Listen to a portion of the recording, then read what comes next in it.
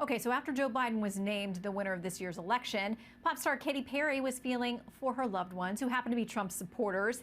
But now she's taking heat for daring to reach across the aisle. Let's debate the state of our political discourse with the host of the Straight Shot No Chaser podcast, Teslin Figaro, and the author of How Trump is Making Black America Great Again, Horace Cooper. Great to have both of you back with us.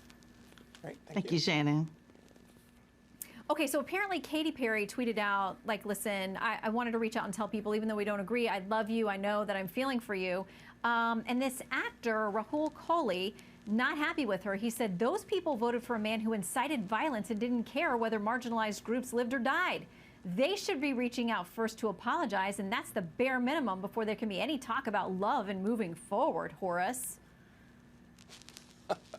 This is really, really sad. You know, I watched what happened this summer. I watched looting. I watched rioting. I watched even a DNC convention where no one stood up to denounce this behavior. And now, after an election that everyone boarded up their buildings and their properties over, but when the left won, apparently we don't get any riots. But apparently it's the right, the red part of the country that needs to apologize. Wow. And I guess that we're not allowed to say to the person on the other side, hey, we disagree on things, but I still love you. You're my family. We're friends, whatever. And there are all kinds of, there's talk now. Congresswoman Alexandria Ocasio-Cortez tweeting this. Is anyone archiving these Trump sycophants for when they try to downplay or deny their complicity in the future?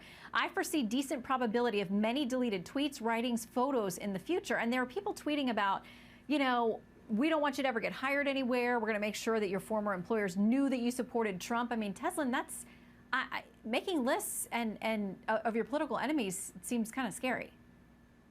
Well, it seems very natural to me. All politicians have been like Santa Claus. They've always made a list and checked it twice. So pretty much this is just putting in public what we already know. The bottom line is, I have to be honest with you, Shannon, Democrats have tried to take the high road. I disagree with what Horace said when they said no one denounced the violence. That's not true. Vice President Joe Biden did denounce the violence over and over repeatedly. But the bottom line is, when Mrs. Obama said to go high when they go low, that didn't work, and it cost them the election last time. So this time, Democrats are deciding to fight fire with fire. Trump has certainly been someone that has threw daggers, that have certainly attacked folks, AOC being one. And so now they've decided to go ahead and go back and fight fire with fire. And it has actually fired up the base. So there will always be sweet-loving Democrats that will always want to reach across the aisle and give everybody a big hug. But there also is a movement that said it is time to stand up and fight.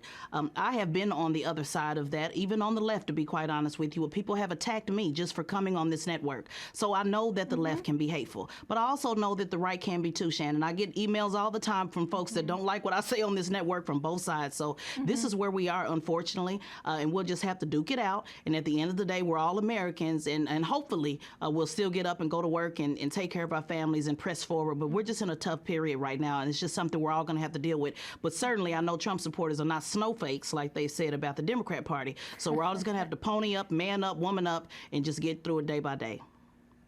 I'm just and waiting listen, Teslin, to see that's one of the things we love about having you on, because Teslin, you call people out across the spectrum, and you say what you think and you stand by it. Horace, we got to go. Unfortunately, we're out of time. But I thank you both for coming on, because this conversation is going to have to continue as these lists are made. Teslin and Horace, thank you both. Thank you, Shannon.